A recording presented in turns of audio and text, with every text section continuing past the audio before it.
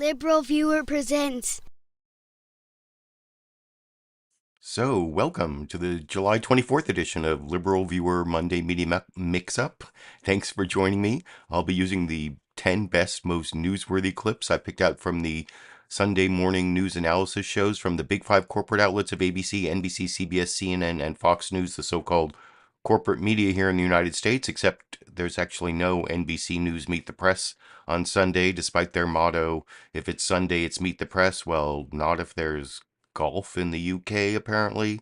That is one of the exceptions they don't tell you about in their motto. But anyway, I'm not going to go into the whole Meet the Press motto again, but I am going to give you a hopefully educational, informative, fair use media criticism and political commentary show for you all today, mostly on my main topic. Trump to be charged for trying to overturn free, fair election of Biden. A lot of times people refer to it as the January 6th investigation, but there are actually months of possible criminal activity between the November election, maybe even before the November election, leading up to January 6th.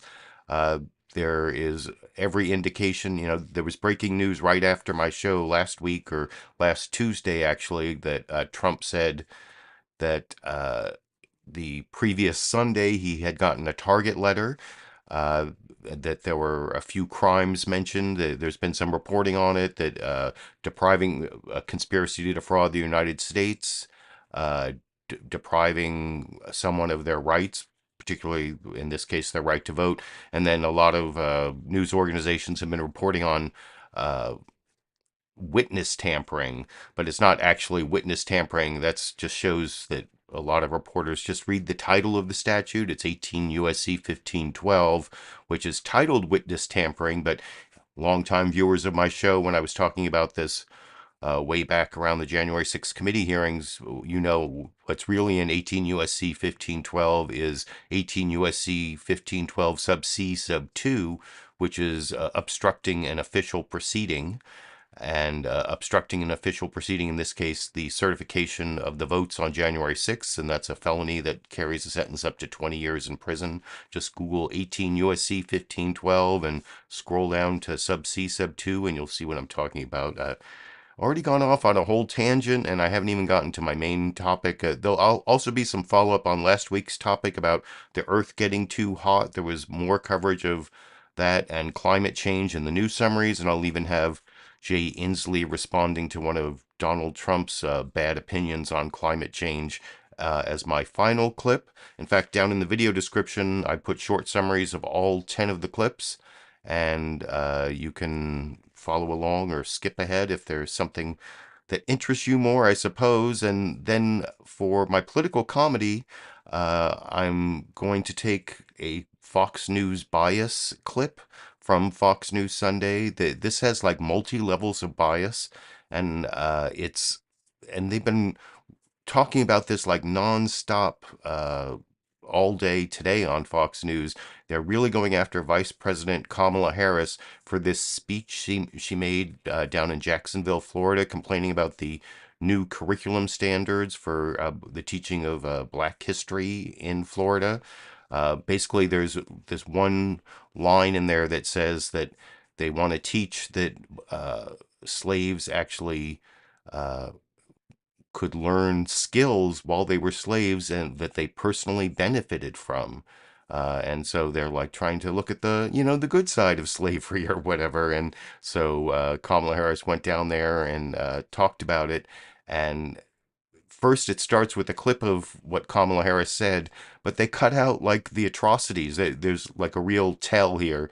If you're an old Fox News bias and its video editing expert like I am, you'll notice when they do the cut, Kamala Harris is referring to these atrocities, but they cut out the part where she explained what the atrocities were. That's one of the Fox News biases, and I think I've talked long enough so that I can tell you the rest of the Fox News bias after we watch this panel discussion of Kamala Harris. Actually, Juan Williams gives sort of an impassioned defense of Kamala Harris in the middle here, but there's Shannon Bream, who tries to clean up a little bit of what he said, and There's Katie Pavlich and Guy Benson taking the, right-wing Trumpian stances, and I'll talk about all of that a little more after we watch that clip together over here. Middle school students in Florida to be told that enslaved people benefited from slavery. How is it that anyone could suggest that in the midst of these atrocities, that there was any benefit to being subjected to this level of dehumanization? Vice President Kamala Harris taking on the DeSantis administration in Florida on Friday over the state's new standards for teaching Black history. It is time now for our Sunday group. USA Today White House correspondent Francesca Chambers, Juan Williams, Fox News senior political analyst, Guy Benson, host of The Guy Benson Show on Fox News Radio, and Katie Pavlich of townhall.com. All right, welcome, everyone. I want to go and read from the actual text of what we're talking about before we get into it. And I've read through the social studies curriculum. There are dozens and dozens of things they want students to learn. This is part of it, though. Examine the various duties and trades performed by slaves, for example, agricultural work, painting, carpentry, tailoring, domestic service, blacksmithing, transportation. Instruction includes how slaves developed skills which in some instances could be applied for their personal benefit. Guy, I know you have strong opinions on this, but those words, personal benefit, have really struck a nerve. Yeah, well, I think the vice president is being either willfully ignorant or willfully dishonest on this issue. She's demagoguing what the state of Florida has done. This is a group of scholars that put together this curriculum, many of them Black scholars, and there's a rigorous, massive amount of information that students in that state must be taught on these issues. This one piece of it is a very small piece that, for example, this is an encyclopedia published by Oxford and Columbia Universities, says exactly the same thing. A system of apprenticeship emerged that further developed the skills of enslaved people. In some cases, these skills created benefit for the slaves. They were able to purchase their freedom. They were able to go escape to the North and earn a living. There are well-respected scholars who put together this curriculum, and to focus in on it like Florida is just going and teaching kids that slavery was a jobs program that benefited the slaves is a gross mischaracterization of what actually happened here. And I would commend Charles Cook's piece at National Review, which is quite thorough on this. And two of the members from this working group, both of them themselves African-American, Dr. William B. Allen and Frances Presley Rice, they issued this statement after the attacks on the curriculum. They said any attempt to reduce slaves to just victims of oppression fails to recognize their strength, courage, and resiliency during a difficult time in American history. Florida students deserve to learn how slaves took advantage of whatever circumstances they were in to benefit themselves and the community of African descendants. Juan, your take on this controversy? Well, I mean, that sounds like Booker T. Washington. If you go back in history, uplift, self-help in the Black community. It's a deep tradition. But what we're seeing here really is an attempt to distort reality. I mean, that's like saying, oh, you know what? Jews picked up some skills in concentration camps. Or, you know what? Engineers learned a lot when those planes crashed into the World Trade Center. That's not the story. The story is slavery. And I don't think there's anybody in this world who's going to tell you, oh, yeah, I'd go into slavery so I could pick up a few skills about chopping wood or whatever. It's absurd. And this week, there have been so many racial controversies surrounding Republicans. The redistricting in Alabama, they refused to, despite Supreme Court order, create a majority Black second district in Alabama. You have the situation that we've seen in Texas as well. And then you think about the Jason Aldean controversy with country music making a video in front of a courthouse in Columbia, Tennessee, where lynchings occurred, near where the Ku Klux Klan was started, and saying, oh, it's not about race. This is a problem for the Republican Party. DeSantis is playing culture wars with this in a damaging, divisive way. Okay, I would encourage people to look online, too, to see the full context of all that is included in these lessons. The first thing it says about slavery, it says the instruction will include what life was really like for the earliest slaves. So there's a lot there to unpack, Katie, but let's start with this curriculum, and then we can talk about the video, too. Well, look, the curriculum is 216 pages long. There is this one reference to skill development that the Biden administration has gone on to use as a political talking point against Ron DeSantis because they see him as a threat when it comes to the 2024 election. The curriculum talks about horrific conditions in British American plantations, Caribbean plantations. They talk about extensively the South preventing slaves from reaching the Underground Railroad, it's not the whole story. It is the majority of this is exactly about slavery. And for them to use this one reference without actually going through the curriculum, it does a disservice. I think everybody, if you read through this, would be interested in learning more about what they're talking about here and the history that is embodied in this curriculum. And they're taking out a single sentence out of 216 pages and using it for cynical, divisive political purposes, which is not beneficial to anyone, not to mention the country. Well, and Francesca, I mean, I can hear the frustration and the pain in Juan's voice when you couple it with these other things and the controversy of the Jason Aldean. And by the way, a scouting company picked the location to film. He says he didn't know the history of it at all. They've apparently filmed Christmas movies there. I don't know. But obviously there's a sense of frustration. And of course, Shannon Bream has to try to clean up what Juan Williams said about that Jason Aldean song. Don't try this in a small town, because that's something they've also been like harping on every single hour on Fox News, like how they're trying. Country music channel tried to cancel Jason Aldean, but now he's more popular than ever, and we're fighting back, and we're taking our country back, and all of that stuff. But Katie Pavlich was talking about this one sentence in this large document of the curriculum, and Guy Benson said the same thing. It's like dishonest and divisive to like concentrate on this one sentence in the Black Studies curriculum in Florida. But that's like totally what Fox News does. And I'm not making like a counterfactual, hypothetical argument here, like what if the Democrats did something? What would Fox News do? No, I remember from July 2021, I put a link to this story in the video description.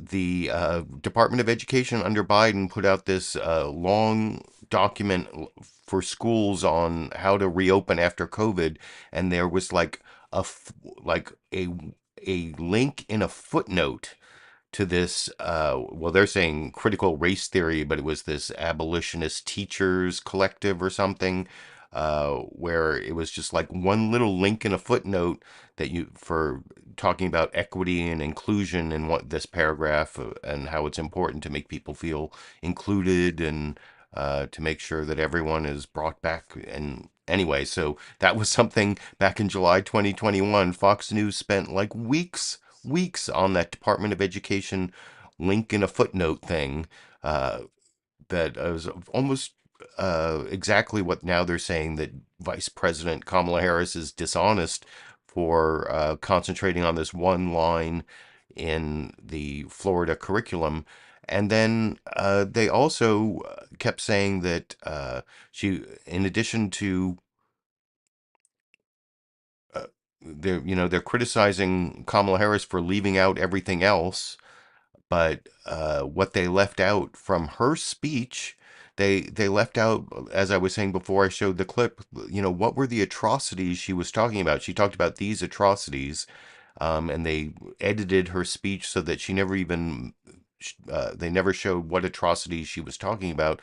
Well, I mean, she was talking about slaves being raped, tortured, and having their children ripped away from them, none of which shows up in the Florida curriculum. Those are specific things that aren't in there, and they cut it out. They showed that brief little clip where they talked about, the benefits. First, she's saying they're lying to you about the benefits of slavery, and then there's a big cut, and then talking about these atrocities without ever telling us what the atrocities were. Well, here's actually what Kamala Harris said about what were those atrocities. Come on. Adults know what slavery really involved. It involved rape. It involved torture. It involved taking a baby from their mother. It involved some of the worst examples of depriving people of humanity in our world. It involves subjecting to people the requirement that they would think of themselves and be thought of as less than human. So in the context of that, how is it that anyone could suggest that in the midst of these atrocities, that there was any benefit to being subjected to this level of dehumanization.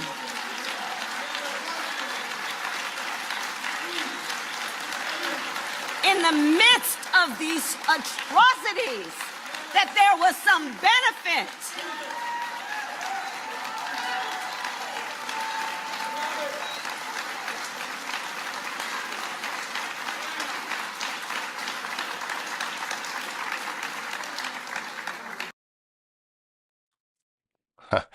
And Fox News also cut out the part where she got a standing ovation for the end of the clip that they showed. They cut it before the standing ovation that you could see there. I don't know why, but that was missing the right audio channel. I noticed when I played, I didn't notice that till I broadcasted for you, but I apologize if anyone was just listening on the right audio channel, because it was missing there. That was just a left audio channel clip for some reason. But you can see that Fox News criticized Kamala Harris for leaving out what was like good in the Florida curriculum, but they cut out her actual criticisms of what was missing from the Florida curriculum, which, like I said, were rape, torture, and tearing families apart. I don't know, maybe they don't want to talk about tearing families apart because that's a little bit too much like Separated, what the Trump administration did to people coming to the United States trying to seek asylum. They ripped apart a whole bunch of families. There's still lawsuits going on about that. So maybe that's what that's all about. I don't know. But anyway, that was, it's gotten really dark here for my political comedy clip, I guess. It's all pretty dark, but that, I guess you have to laugh at the Fox News bias if you don't want to cry, or I don't know. You can tell me what you think in the comment section. I'm going to move on to my news summaries. The first news summary is not on the main topic, and it's really long. This is it's over 7 minutes. It's the ABC This Week with George Stephanopoulos news summary. You're going to have Martha Raddatz here, along with Zohreen Shah, Marcus Moore, and then their meteorologist, Ginger Z.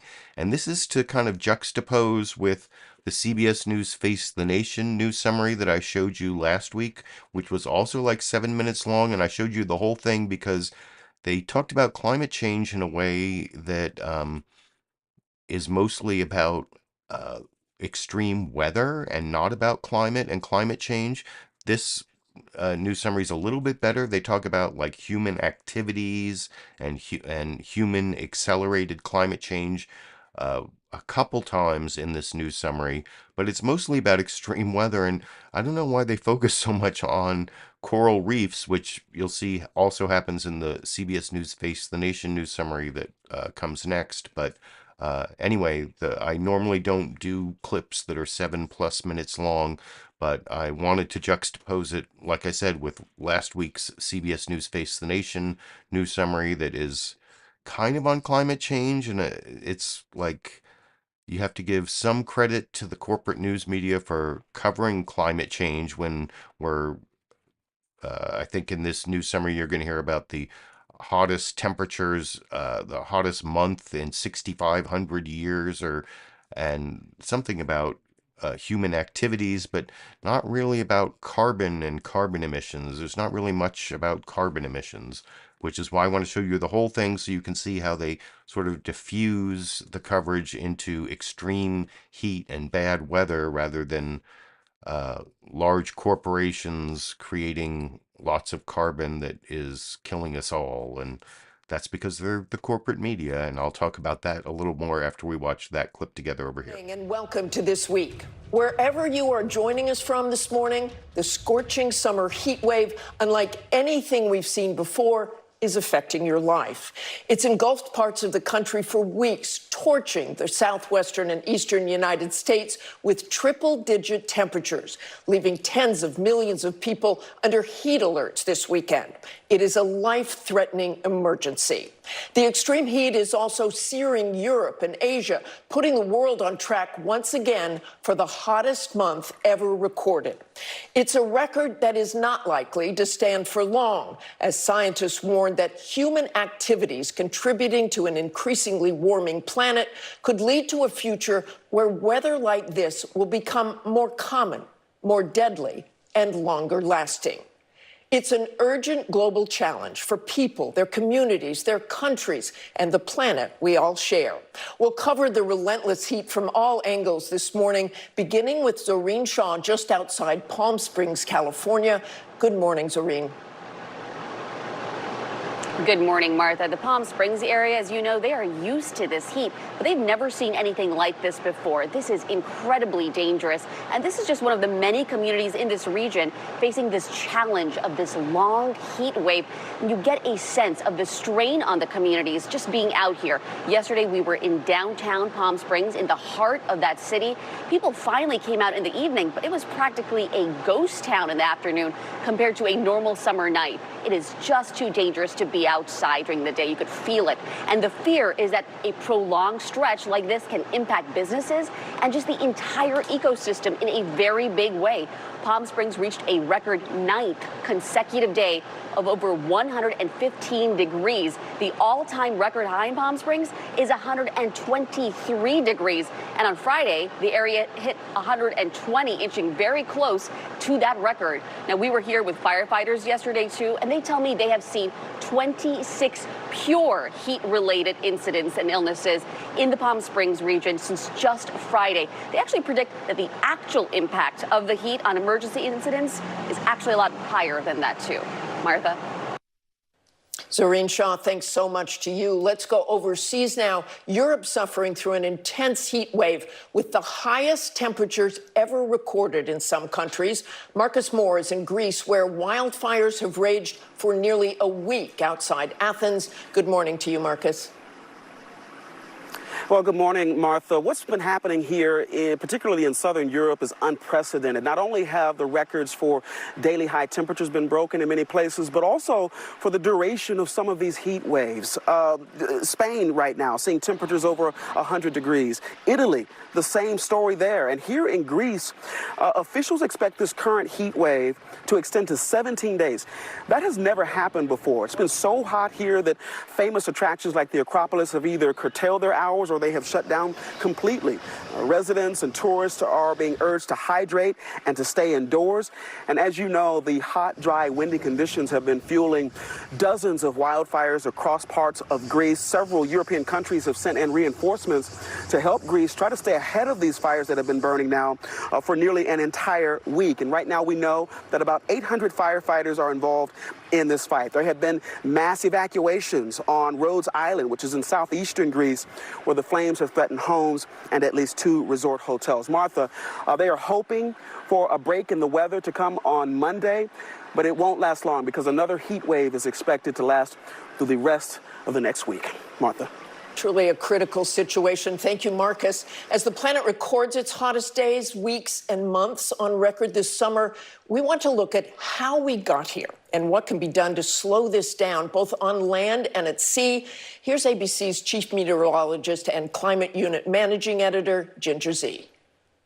This July, the desert southwest to the Florida Keys have seen scorching temperatures, obliterating records with no end in sight.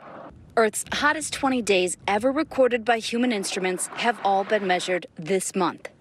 Because of El Nino, we knew this would be a hot year, but human-induced climate change is also amplifying the warming of our planet, and we're seeing the consequences, both for us. We're about 20% up in our heat-related emergencies for this month and for this year.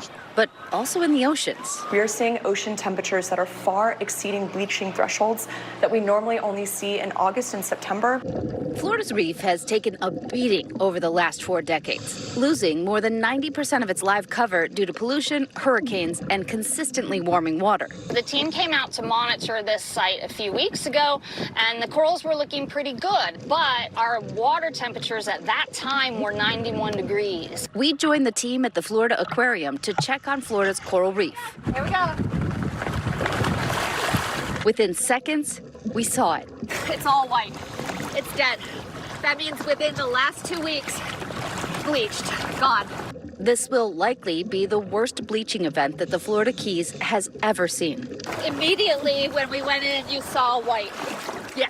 I mean, big patches. As soon as I put my face in the water, my heart dropped into my stomach. While this reef might not recover this year, researchers across Florida say they'll keep working to protect coral reefs into the future. This is where we test the viability of coral reef intervention strategies.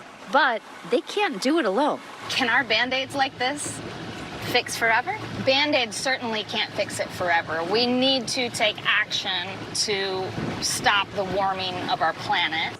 That observation station behind me is one of so many that have been recording those unprecedented hot water temperatures. But the scientists that we were diving with say you don't even need that data. The coral is telling us the story.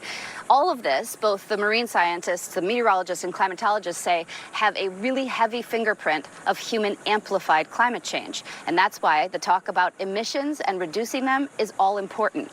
The Biden administration also feeling the pressure to make meaningful climate goals a reality, both at home and abroad. Every step forward depends not on one country acting alone, but acting all together, helping to push the rest of the world to do what we need to do to win this battle.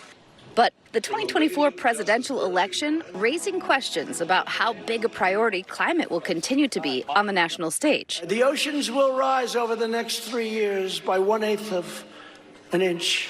Creates more beachfront property, actually. That's the way you have to view it. Climate scientists agree that politics aside, business as usual will be a disaster for the climate. For This Week, Ginger Z, ABC News from Virginia Key, Florida. And our thanks to Ginger. Joining us now is Palm Springs, California Mayor Grace Elena Garner. Good morning.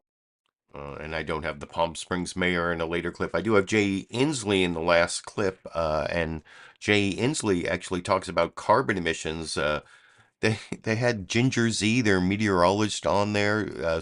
I was like all excited when Martha Raddatz introduced her like 2/3 of the way through that last clip and saying, you know, how did we get here? And, you know, what's causing this?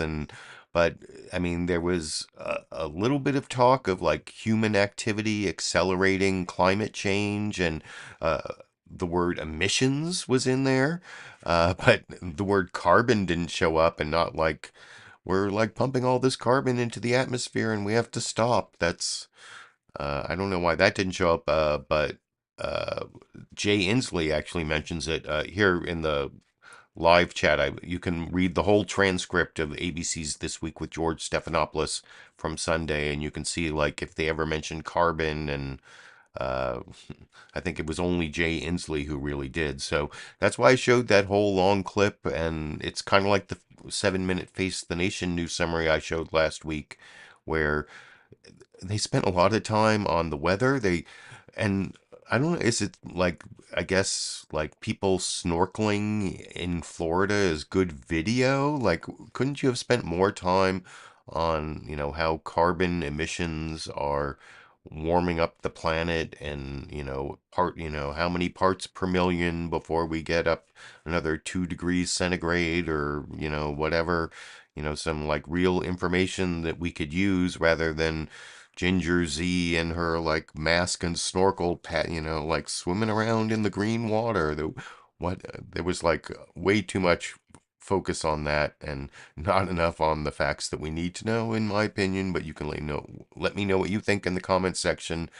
Face the Nation actually also covered extreme weather, kind of like last week. I mean, there's some brief mentions of the human activity part, kind of like in the last clip. This is much shorter. This is like 2 minutes 40 seconds. Mark Strassmann is here, who was our big reporter during COVID, always like in Atlanta every week, hoping to hear from the CDC. Well, now he's talking about climate change, and also this like weird fascination with coral, but I'll talk about that a little more after we watch that second news summary together over here. Good morning and welcome to Face the Nation.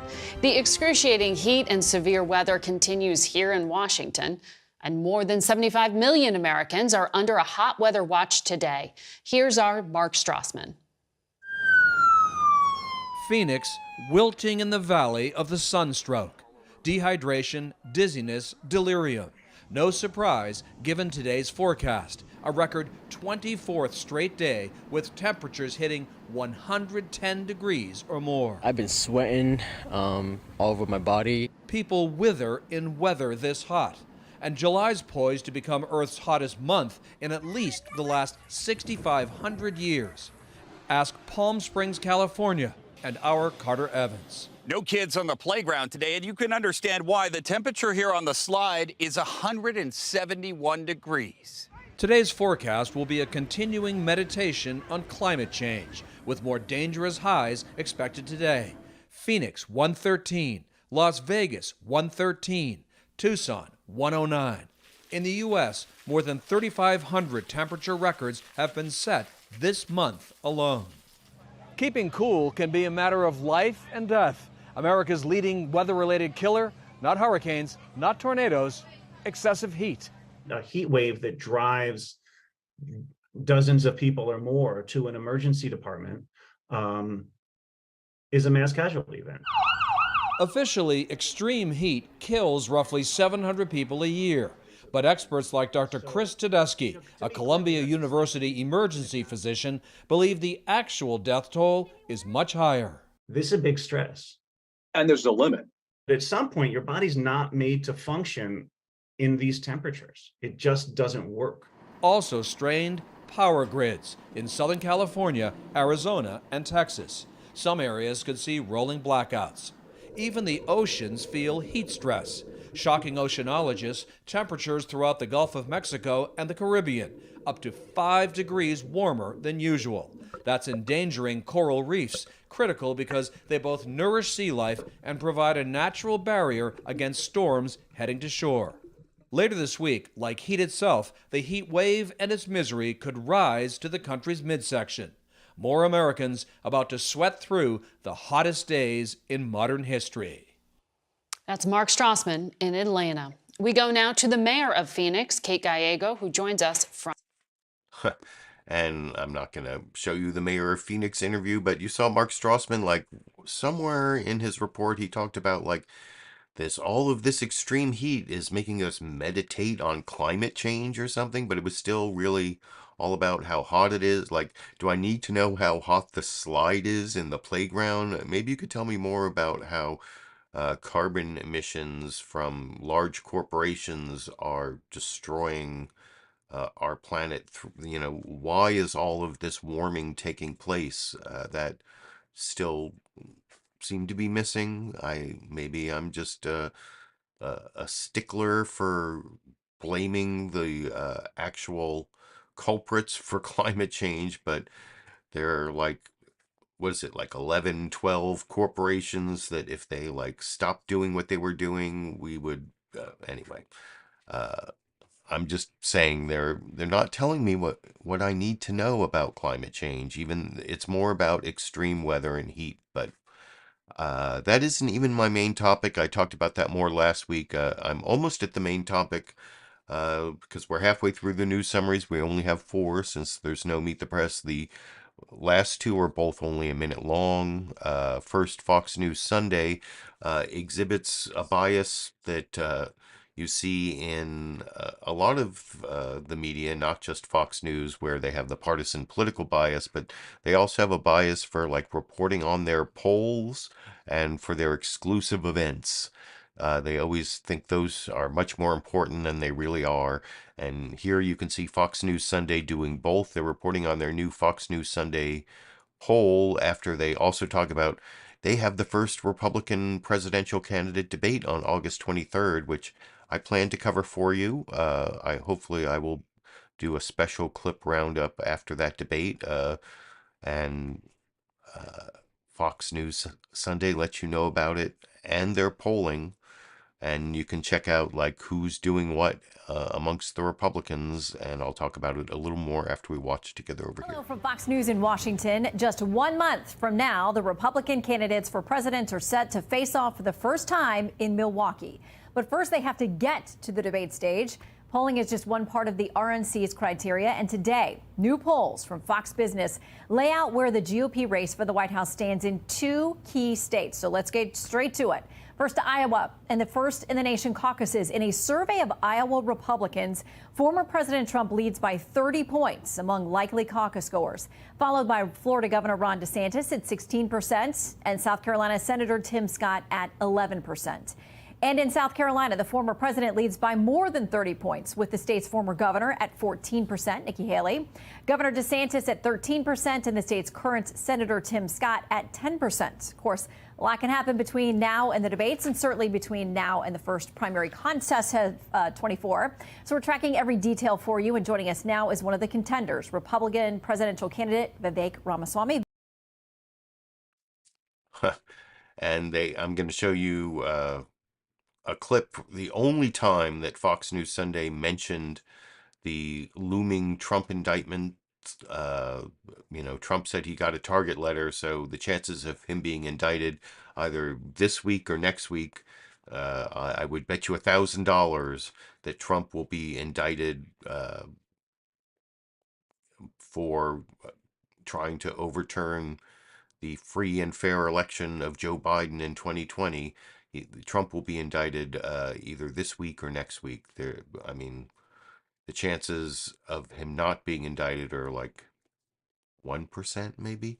And then there's the whole Georgia indictment also coming up at the beginning of August. So like Trump has the likelihood of Trump getting 2 indictments in the next 4 weeks is also pretty much 99%. So no, that is a big news story that broke in the last week, the whole target letter and the reporting of, like I was telling you, the 3 different areas that they're focusing on: defrauding the United States, depriving people of their right to vote, and obstruction of an official proceeding under 18 U.S.C. 1512 sub C sub 2 that I was talking about earlier.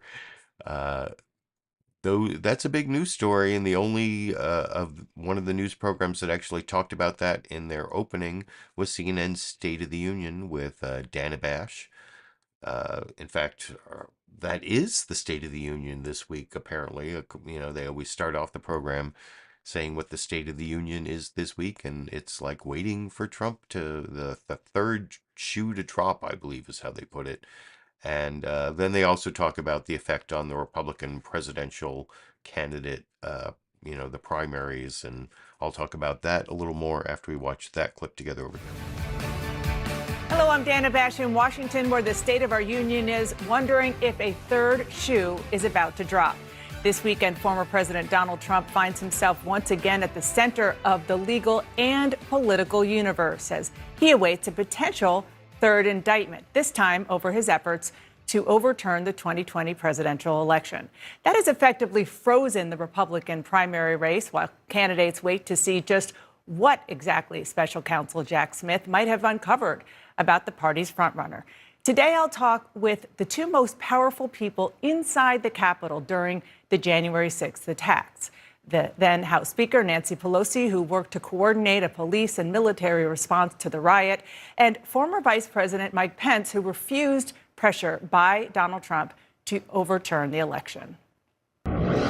Joining me now is GOP candidate and former Vice President Mike Pence. Thank you so much for. And in the clip after next, I will have an extended cross-examination of Mike Pence by Dana Bash, who I also kudos to CNN State of the Union and Dana Bash for picking what I decided was the most important topic this week, that Trump is about to be indicted, charged for attempting to overturn the free and fair election of Joe Biden in 2020. And I look forward to covering the actual indictment either next Monday or the Monday after that. That's my prediction. It may not be this week, but it's going to be this week or next week. It might even be tomorrow for all we know. I believe that grand jury is meeting tomorrow and Thursday, so it could be tomorrow or Thursday, but could be the following week. We'll see. But I'm 99% sure Trump will be indicted, like Dana Bash was reporting on the possibility of there.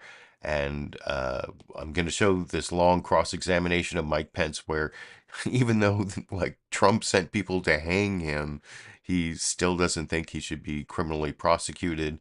I mean, we'll wait to see the indictment, which is what Chris Christie says in the clip after that.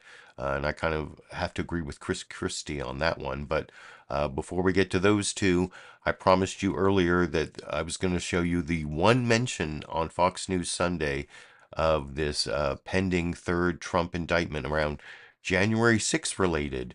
Don't even talk about, overturning the free and fair election of Joe Biden, depriving people of their votes, defrauding the United States, obstructing an official proceeding. None of that comes up in this one mention. They had like two lawyers on to talk about Hunter Biden, and the Hunter Biden whistleblowers later on Fox News Sunday never asked them anything about this pending indictment and, the breaking news this last week about that. This is, like I said, the only mention in all of Fox News Sunday of the indictment that will most likely come in this week or next. Vivek Ramaswamy asked by Shannon Bream here, you said that what Trump did on January 6th was bad back in January 2021. Now are all you candidates afraid to go after him because it will hurt you with the voters? Never any mention of what Trump supposedly did on January 6th and the months leading up to January 6th. It's just like January 6th related. That's all the information you get about that whole story on Fox News Sunday yesterday, which I'll talk about. And Vivek Ramaswamy, also, his answer is bogus, and Shannon Bream, who's a lawyer, does not follow up on it. She just goes on to, I want to ask you about foreign policy, even though he says, it would be in my interest for the federal administrative state or whatever he calls the Biden administration to take Trump out of the election because I'm in third place and he's in first. But the thing is that one thing you have to remember, if you read your U.S. Constitution, I have a couple of them here. I send these out. If you, by the way, I wanted to thank Von Rick.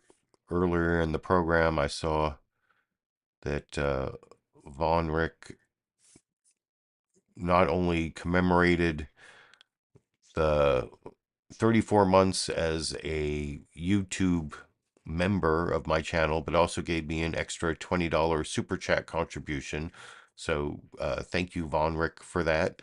And there's a button underneath this video you can click to join and become a member, or there's also, you can give me a super chat contribution. Both those benefit me and also benefit the large Google corporation. The cut is a little bigger for me and a little less for corporations. If you down underneath the video, there's a link to become a monthly patron on Patreon, or even give a one-time contribution through PayPal. And if you give as little as a $5 contribution, I will send you one of these ACLU constitutions. It has like a know your rights with the police section in the back, all sorts of cool extra stuff, and the whole constitution.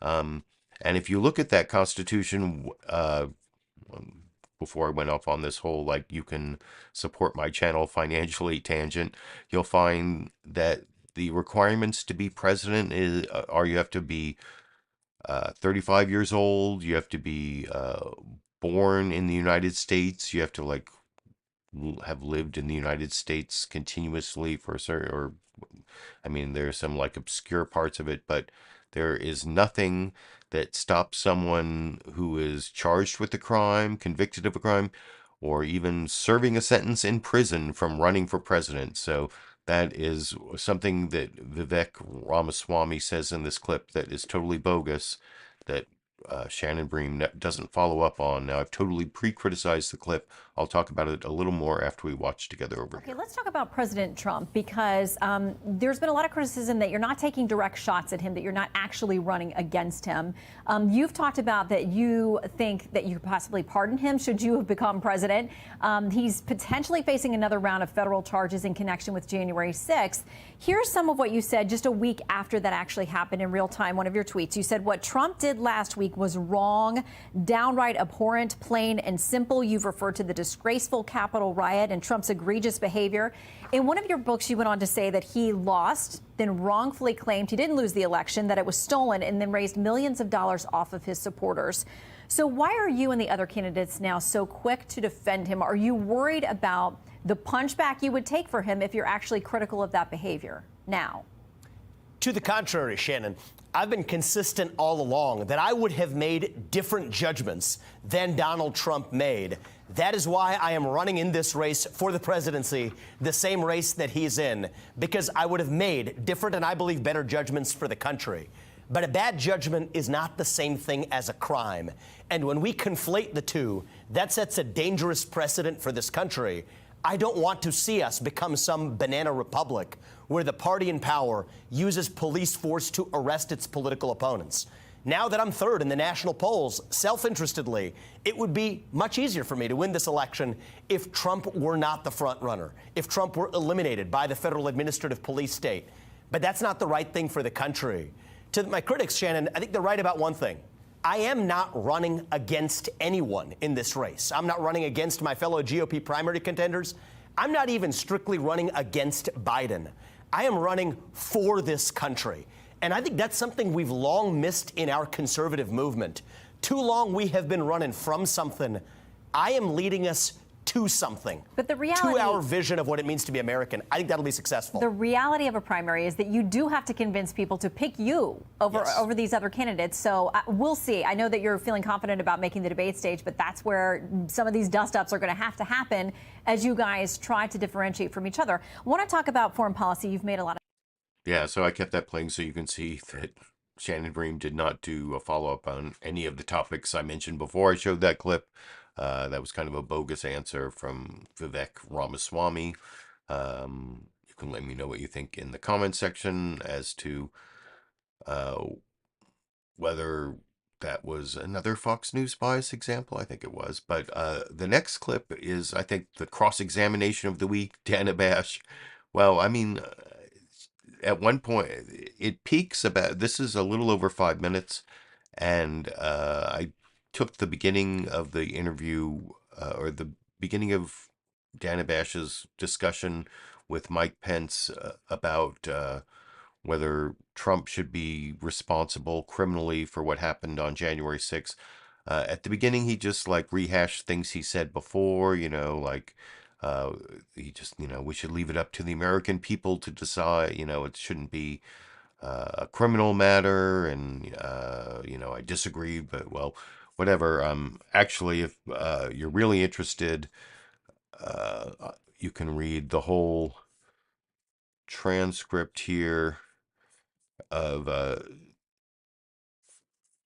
CNN's State of the Union. I just put a link to that in the live comments there.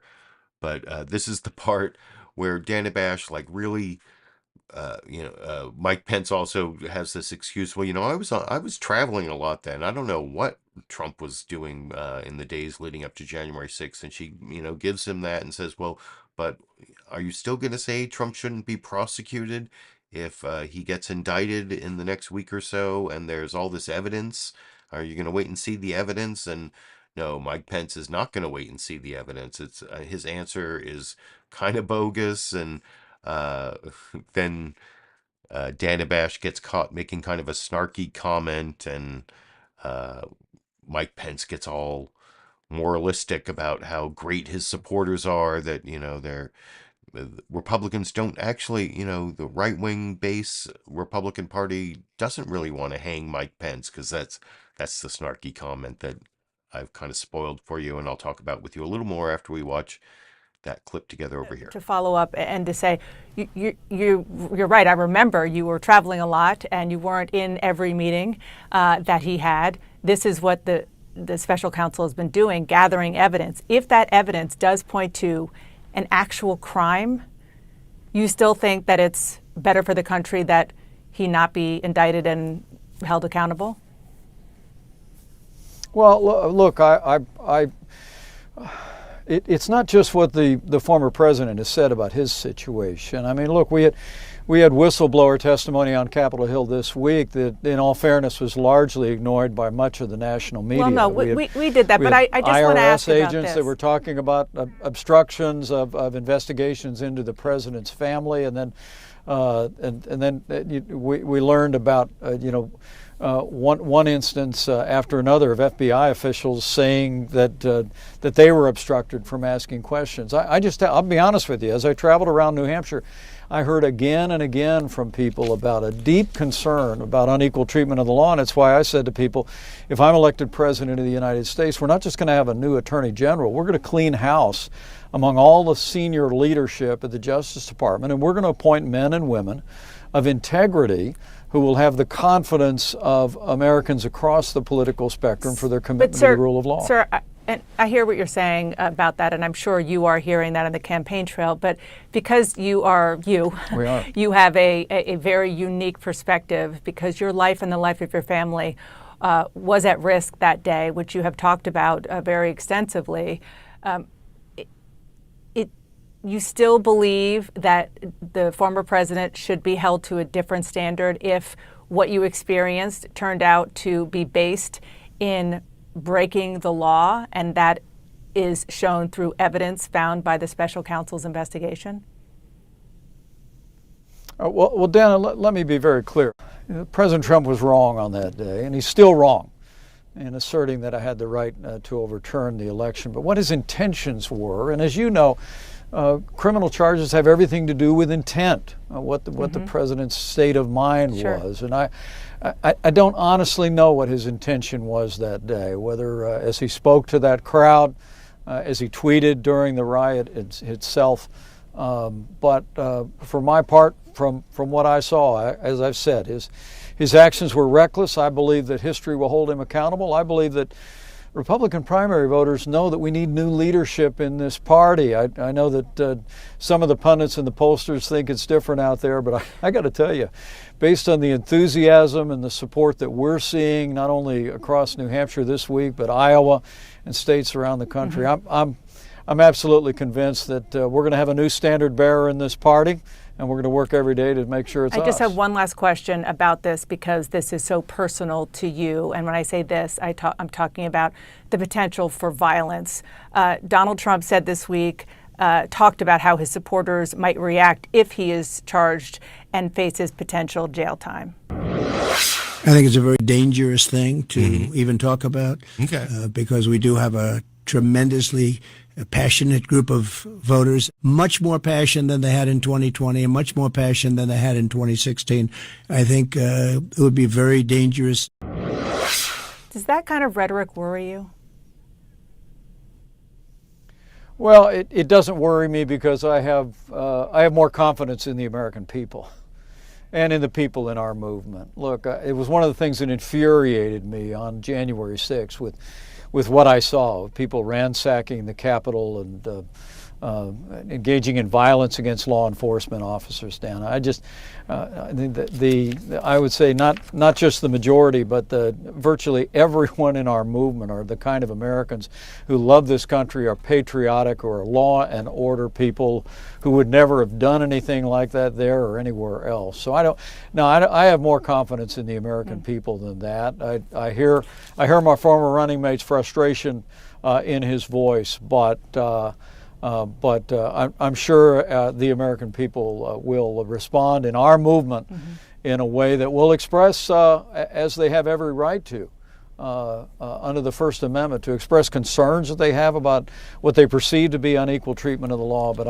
I'm not concerned about it beyond that. That's pretty remarkable that you're not concerned about it, given the fact that they wanted to hang you on January 6th. I want to move on to the issues that you were talking about. Well, Dana, wait a minute. Wait a minute. I want to say to you, there's been an effort to take those that perpetrated violence on January 6th and use a broad brush to describe everyone in our movement. No, I didn't I'm mean just to here do to tell you, it's not the case. The people in this movement, the people who rallied behind our cause in 2016 and 2020 are the most God-fearing, law-abiding, patriotic people in this country. And I won't stand for those kind of generalizations because they have no basis in fact. Yeah, and what I meant was that it has the potential to incite those who were incited on January 6th. Let's talk about the issues that you're talking about on the trail. Abortion is. And she actually cross-examined Mike Pence really well on the abortion issue and the whole, like, his exceptions for rape and life of the mother, rape, incest, and the life of the mother don't really apply to all these women who've been testifying recently about how they had to, like, bring, babies without a brain to term because they couldn't get abortions because they didn't threaten the life of the mother. And he says, well, I just assumed that would be included in life of the mother or whatever. That I put the whole, did I put the CNN State of the Union?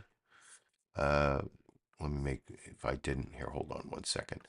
That cross-examination is also worth reading in the transcript, which here in the live comments, I've put a link to the CNN State of the Union transcript, but kudos to Dana Bash in the clip I did show, like bringing up I think everyone who talks to Mike Pence should bring up the hang Mike Pence chants. How is it that you are trying to run for the nomination of a party where the most emphatic members of the base wanted to hang you on January 6th, and he's trying to differentiate the conservative movement from the hang Mike Pence movement, but they're pretty much the same movement. And I don't know, I give kudos to Dana Bash for bringing that up, but then she kind of backed off and was almost apologetic, but I mean, she had to bring it up. I saw in the live comments, Von Rick, who I thanked earlier, said, did he miss them call for his death? Which is basically what Dana Bash was bringing up. And actually, the most honest answer on this pending indictment of Trump came, I think, from former New Jersey Governor Chris Christie, who was over on Face the Nation. He's been going all around the Sunday morning shows. He used to be a commentator on ABC, and I think he's been on all of them now, I think he's been on all 5, just not in 1 week. And here you'll see Margaret Brennan specifically ask him about Mike Pence refusing to say what happened on January 6th was criminal. And he gives, actually, for someone like me who used to be a public defender, who has experience as a criminal trial lawyer and a criminal defense attorney, what Chris Christie's about to say, let me see the indictment first. I want to see the charges. Of course, it's not completely true because you also need to see the evidence to back up the charges. But to talk about a hypothetical indictment before you've even read it is kind of silly. And kudos to Chris Christie, who I don't agree with on a lot of things, but I agree with on this for what he says in this clip. The former Vice President Mike Pence was on another network this morning and said while the former president's actions on January 6th were reckless, he's not convinced they're criminal. Are you? And why do you think other Republicans are moving away from this traditional sort of law and order identity that they typically embraced in the past? Look, I think because they're afraid of Donald Trump. And look, the fact is, I don't know, and I want to see any indictment that may come. And when I do, Margaret, then I'm happy to come back on and give you a complete evaluation of what I think of the effectiveness of the charges if they come. But what I will tell you is, I heard Tim Scott yesterday say that, well, it's not really the president's fault. Well, the president invited them there. He incited them by telling them the election had been stolen, and then he requested that they march up to the Capitol, and of course, like Donald Trump, said that he would march with them, and then immediately marched right back to the safety of the White House and watched what went on. Now, I want to see what evidence the special counsel has before I make that decision. I think that's the wise thing to do. But please, for folks, I'm disappointed in Tim that he would be sitting out there saying it's really not the president's responsibility. The president invited them there. Yeah. The president lied to them them and told them the election was stolen. The president asked them to march up to Capitol Hill while the votes were to be counted. And the president sat there in the White House and did nothing while the attack went on. Should that amount to insurrection or sedition charges, which we don't know to be the case at this point? Well, Margaret, I loved when I was U.S. Attorney, I used to say, I love that the job because only I know what I know. I want to see what all of the evidence is that the special counsel has put together to decide whether I would charge something like that or not. But here's one thing you know for sure. I will not dodge the question, Margaret. When the indictment is out, I will give a flat-out answer about whether I would have charged it or I wouldn't have. And until that time, I think it's irresponsible on either side to do that. Okay. And lastly, So yeah, Chris Christie was right there about Trump's moral responsibility, which is kind of what even Vivek Ramaswamy said in his tweets back in, it was a bad judgment in January 2021. Mike Pence also says history will judge, but Chris Christie's waiting to see the indictment. I'm waiting to see the indictment. I'm hoping it's going to be coming this week so that next Monday I'll be talking in great detail about Title 18 U.S. Code, Section 1512, Sub C, Sub 2, obstructing an official proceeding, and those other statutes that Trump probably violated. But like Chris Christie said, we should wait and see.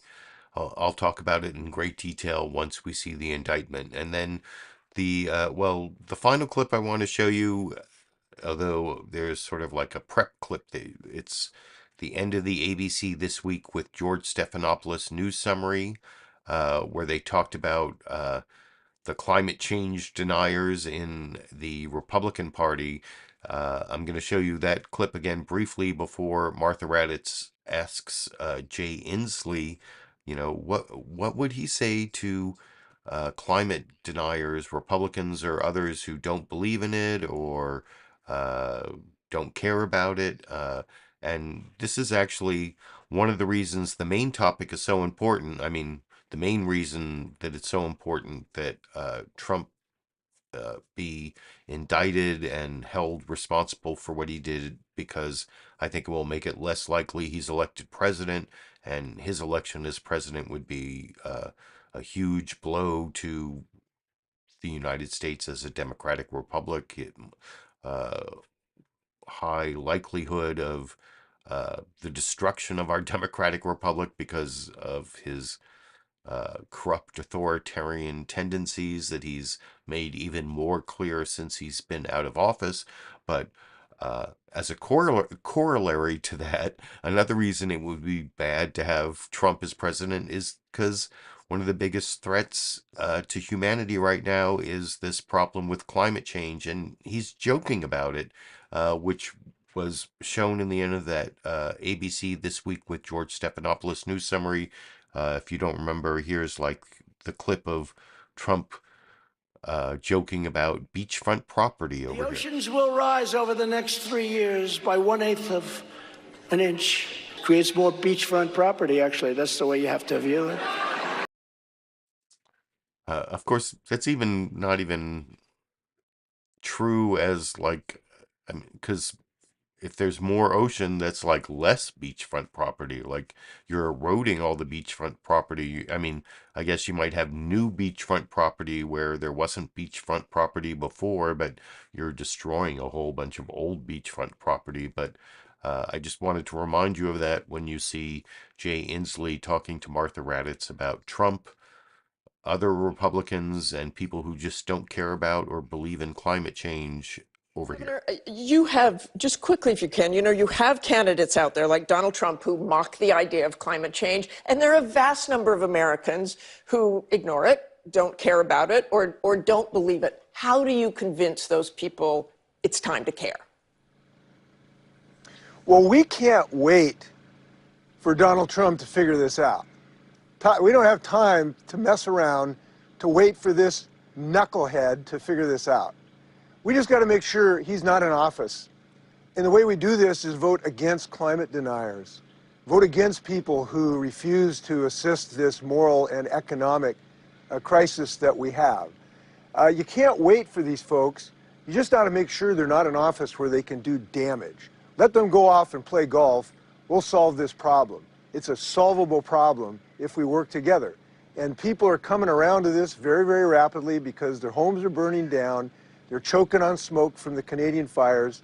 When Ron DeSantis wants to go swim and he can't because the water's like a sauna, like a hot tub offside his beaches, we just got to make sure that those folks are not in office. We don't have the luxury of allowing these people to destroy the planet. Okay, thanks very much for joining us this. So, yeah, there's the last clip, because ABC's This Week with George Stephanopoulos never talked about the pending indictment of Trump for trying to overturn the free and fair election of Joe Biden. That's why I had to choose that clip from Jay Inslee talking about the threat of Trump and other Republicans on climate change. But anyway, that's the final Newsmaker clip. Thanks for joining me for the live program.